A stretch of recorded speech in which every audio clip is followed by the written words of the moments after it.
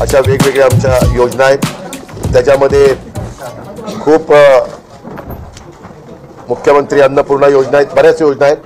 त्या योजना साधारण आम्ही आमच्या माय माऊलींना, आमच्या बहिणींना, आमच्या मुलींना समजावून सांगणार आहोत। त्याचबरोबर आमच्या शेतकऱ्यांच्या करता जे निर्णय घेतलेले आहेत, ज्या योजना आणलेल्या आहेत, त्याच्याबद्दलची माहिती आम्ही आमच्या शेतकरी वर्गाला देणार आहोत। आणि युवक युवतींच्या करता जो त्यांना स्टायपंड देण्याच्या संदर्भातला निर्णय तो त्यांना सांगणार आहोत। आणि मुलींना मोफत शिक्षण कॉलेजचं अशा पद्धतीनं पूर्वी 50% मुलींना असायचं। आम्ही आदिवासी मागासवर्गीय समाजाच्या मुलींना तर मोफत होतच, परंतु समाजातला इतर घटक पण आहे की जो गरीब आहे त्यांच्याही मुलींना शिकण्याचा अधिकार आहे, त्यांच्याकरता पण योजना ही आम्ही आणलेली आहे। 3 गॅस सिलेंडर देण्याची पण योजना आणलेली आहे। अशा चांगल्या चांगल्या योजना आणलेल्या आहेत। आणि कालच आपण बघितलं मार्टीच्या बद्दलचा घेतलेला अल्पसंख्याक समाजाचा निर्णय, आरटीच्या बद्दल घेतलेला मागासवर्गीय मातंग समाजाच्या करता निर्णय, अशा समाजातल्या सर्व घटकाच्या करता हे सरकार काम करत आहे।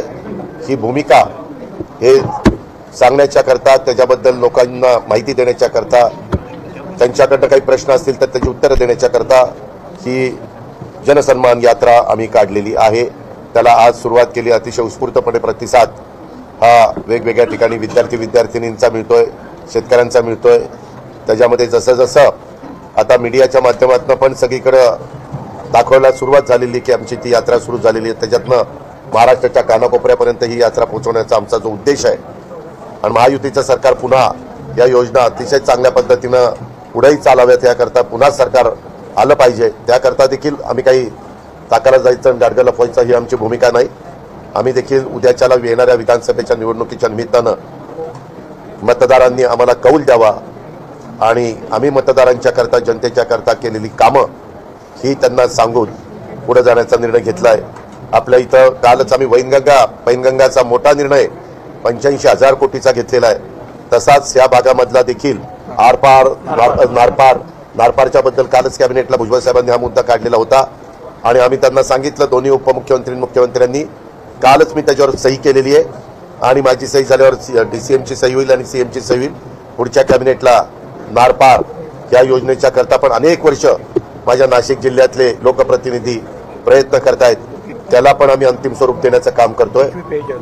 त्याच्यामध्ये किकवी म्हणून मी मागे मंत्री असताना तेव्हा पण भुजबळ साहेब मंत्री होते, मी जलसंपदा खात्याचा मंत्री होतो, त्यावेळेस किकवी हा प्रोजेक्ट आपण खास, जसं मोरब्याला धरण नवी मुंबईला प्यायला पाणी आहे, बादशाह आणि तिथली बाकीची धरणं तानसा वगैरे मी सगळी नाव घेत नाही, मुंबईला पिण्याच्या पाण्याच्या करता आहे, टेमघर वगैरे धरणं खडकवासला पुण्याला प्यायला पाणी आहे, तसं आपल्या नाशिकच्या करता खास किकवी धरण हे झालं पाहिजे अशा पद्धतीनं मागणी होती। काही ना काही अडचणी येत होत्या आणि ते थांबलेलं होतं, परंतु तेही आता पुढच्या कॅबिनेटला आणून नारपार आणि किकवी या दोन्हीच्या बद्दल आम्ही लक्ष घातलेलं आहे।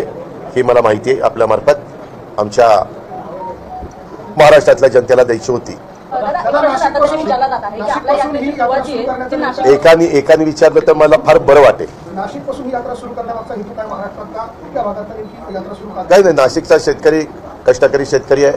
नाशिक नेहमीच शेतीच्या बाबतीमध्ये इथली द्राक्ष असतील, इथला कांदा असेल, इथली बाकीची वेगवेगळी फळफळावर असतील, भाजीपाला असेल, टोमॅटो वगैरे सगळ्याच बाबतीमध्ये नाशिक नेहमीच